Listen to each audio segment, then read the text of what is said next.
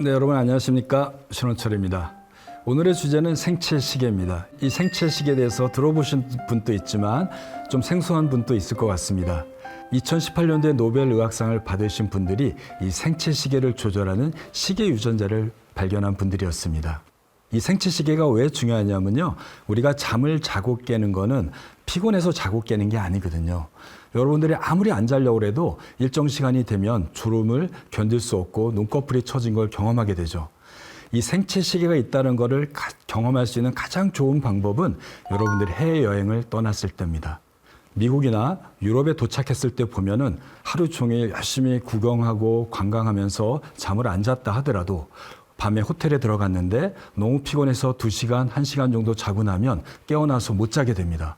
몸은 뜨거워지고요. 가슴은 두근거리고요. 머리는 잡생각으로 가득 차 있습니다. 시계를 보니 11시, 12시, 1시인데 내가 떠나온 한국 시간의 시계를 바라보면 아침 9시, 10시, 12시였을 겁니다.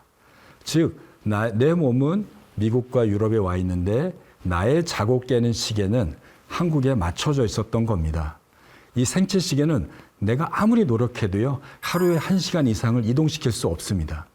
이렇게 잘 이동하지 않는 시계이기 때문에 우리는 일정한 시간에 자고 일정한 시간에 깨게 됩니다. 그런데 이 생체 시계가 고장나거나 잘못 작동이 되게 되면 여러분들이 아무리 노력하려고 해도 잠을 잘 수 없게 됩니다.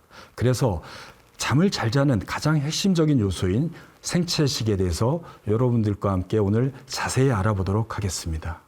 생체 시계가 조절하는 것은 하루 중에 잠을 자고 깨는 리듬, 즉 일주기 리듬을 조절하게 됩니다. 이 일주기 리듬, 자고 깨는 리듬, 생체 리듬은 모든 동물이나 식물에도 존재하게 됩니다. 1931년도에 또 재미난 실험이 있었어요. 미국에 비행기 조종사였던 사람이 영국까지 대서양을 건너서 횡단하는 실험을 했습니다. 본인의 의도는 보스턴에서 런던까지 비행기를 타고 쉬지 않고 횡단하는 게 목표였는데요. 가는 동안에 2박 3일 동안에 자기의 감정 상태, 졸음의 상태를 일기로 빼곡히 적었습니다. 그 일기의 내용을 보게 되면 낮에 깨어있을 때는 굉장히 활기차고 기분도 좋고 나 어떻고 이렇게 쓰다가 몇 시간이 되고 자는 시간이 되면 운전을 조종을 해야 되니까 잘 수는 없었잖아요. 피곤한 상태에서 내가 피곤하고 졸리고 눈을 뜰 수 없고 너무 무기력하고 그런 것들을 기록했어요. 또 깨는 시간이 되면 조금 힘이 난다는 걸 기록하면서 사람도 자고 깨는 것들이 뭔가 다르구나, 조절한 힘이 있구나 하는 것들을 발견해냈습니다. 이로부터 7년 후에, 즉 1938년도에 사람의 생체 리듬, 일주기 리듬이 있는 것을 알아내는 아주 획기적인 실험이 있었습니다. 현대 수면의학의 아버지라고 하는 닥터 디멘트와 그 연구 그룹들은 유타주의 아주 깊은 동굴 속으로 짐을 싸들고 들어갔습니다. 한 달 동안 살 생각을 하고요. 한 달치 식량과 음식들을 가지고 들어간 겁니다. 그 안에서는 촛불만 켜고 살았던 거죠. 그리고 몸에서 시키는 대로, 즉 몸에서 졸리면 자고 안 졸리면 깨어있고 깨어있을 때는 촛불 켜고 일도 좀 하고 한 달 동안 실험해서 본인의 자고 깨는 기록을 쭉 기록해 봤더니 잠자는 시간이 30분에서 1시간씩 하루 단위로 미뤄지는 게 기록되었습니다. 그리고 나서 다시 동굴 밖으로 나와서 정상적으로 햇빛도 쬐고 집에 가서 잠을 자고 또 기록을 해봤어요. 그랬더니 미뤄지지 않고 정해진 시간에 자고 정해진 시간에 깨어나는 것이 기록이 된 거죠. 즉 빛이 없는 어두운 동굴에서 살게 되면 잠자는 시간이 조금씩 밀려가다가 햇빛이 있는 정상적인 주거 환경에서 살게 되면 자고 깨는 시간이 고정된다. 이 두 가지의 기록 가지고 이분들은 사람의 생체 리듬은 24시간이 아니다라는 걸 확인했습니다. 그래서 사람의 생체 리듬은, 일주기 리듬은 지구가 한 바퀴 도는 자전의 주기인 24시간이 아니라 그보다 조금 더 긴 24.3시간이라는 걸 확인했습니다. 사람의 생체 리듬, 일주기 리듬은 24.3시간이지만 사람마다 그 시간은 조금씩 차이가 날 수 있습니다. 어떤 분은 25시간이 될 수 있고요. 어떤 분은 24.1시간이 될 수도 있습니다. 또한 나이가 들면서 이것들은 좀 변합니다. 젊은 청년들의 경우는 24.3시간보다 훨씬 더 길어서요. 그냥 아무것도 안 하고 내비두면 자꾸 늦게 잡니다.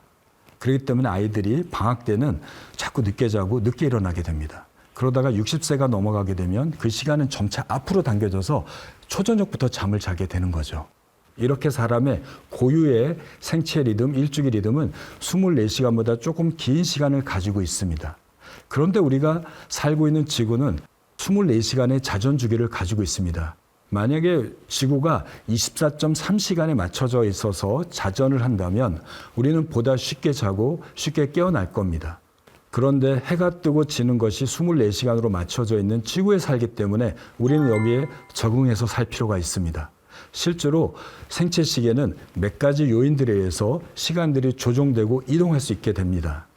즉, 낮에 햇빛을 쬐고 열심히 움직이고 약간 긴장하고 또 내가 정해진 시간에 미팅하고 약속을 갖는 외부적인 시간을 조절한 인자가 들어오거나 정해진 시간에 아침, 점심, 저녁을 먹는 식사 시간을 잘 지키거나 우리 몸에서 나오는 호르몬이 일정한 시간에 나오도록 조절하는 내부적인 인자에 의해서 우리는 지구의 시계인 24시간으로 하루에 0.3시간을 이동해서 살게 됩니다. 이러한 일주기 리듬을 조절하는 것은 시상하부라고 하는 머리 정중앙에 있는 부위 뒤쪽에 2만 개의 신경세포 덩어리인 식교차 상액이 생체 시계 역할을 하게 됩니다. 생체 시계인 식교차 상액은 눈 바로 뒤쪽에 위치하게 됩니다. 그래서 눈을 통해서 빛을 들어오게 되면 망막으로 빛이 모이게 되고요. 망막에서 시상하부로 연결되는 트랙을 통해서 생체 시계가 빛에 의해서 지속적으로 자극을 받게 됩니다. 그래서 우리는 낮에 적절하게 햇빛을 쬐고 적절하게 움직이고 정확한 시간에 식사를 해야지 24시간으로 생체 리듬을 변경할 수 있습니다.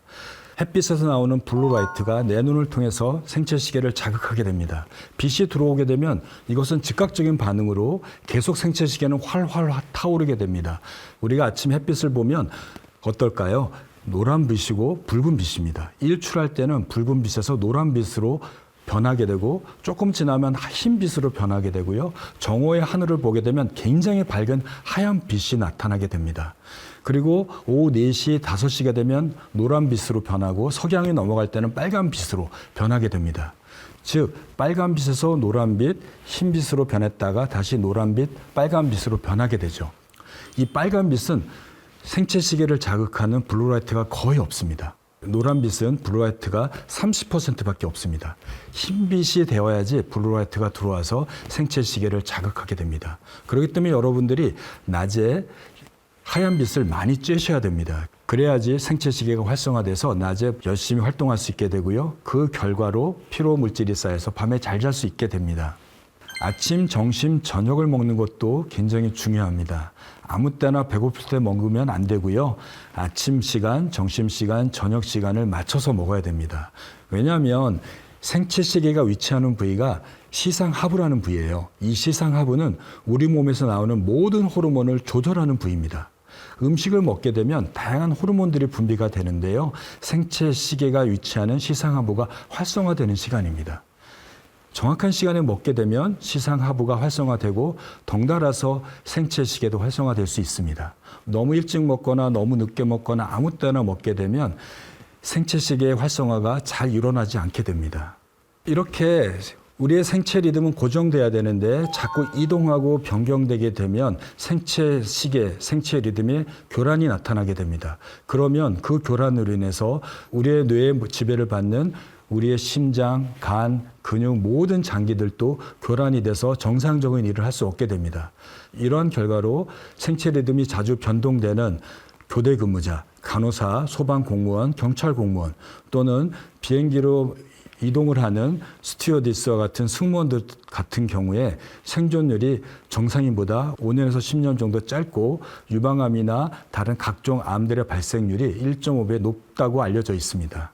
그래서 생체 시계는 우리가 잠을 자고 깨는 가장 핵심적인 요소라고 할 수 있겠습니다. 생체 시계는 단순히 잠만 자고 깨는 것을 조절하지 않습니다. 우리가 뇌에는 뇌가 자고 깨는 걸 조절하는 생체 시계가 있는 반면에 우리 몸의 모든 장기에도 말초 시계가 있습니다. 간에도 있고요, 심장에도 있고, 위장간에도 있고, 근육에도 있고, 눈동자에도 있습니다. 우리 몸의 장기들도 스스로 어떤 자극을 주지 않으면 일정 시간 동안 활성화됐다가 일정 시간 동안에 억제되는 것들이 기록되고 있습니다. 근데 그것들이 제각각입니다. 예를 들면 심장은 26시간, 위장관은 14시간, 뭐 간은 18시간 이렇게 제각각인 거죠. 그런데 이렇게 제각각으로 움직이게 되면 우리 몸이 정상적인 활동을 또 정상적인 기능을 할 수 없습니다.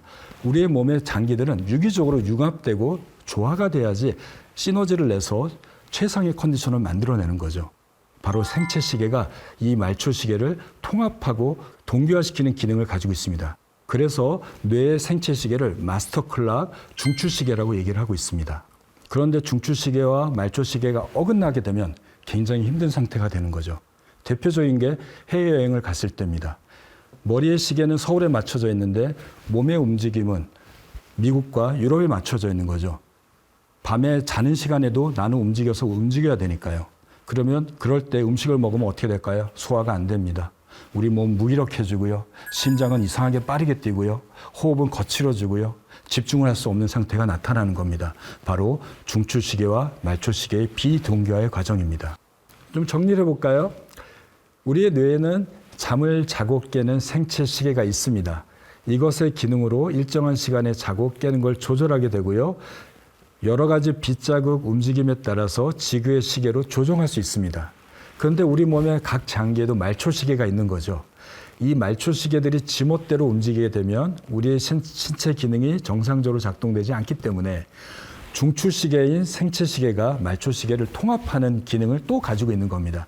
중추 시계의 기능이 두 가지인 거죠. 하나는 뇌가 자고 깨는 걸 조절하는 거, 두 번째는 우리의 말초 시계를 중추 시계에 맞춰주도록 동기화시키는 기능을 가지고 있는 겁니다. 오늘은 잠을 자고 깨는 것을 조절하는 뇌의 생체 시계에 대해서 알아봤습니다.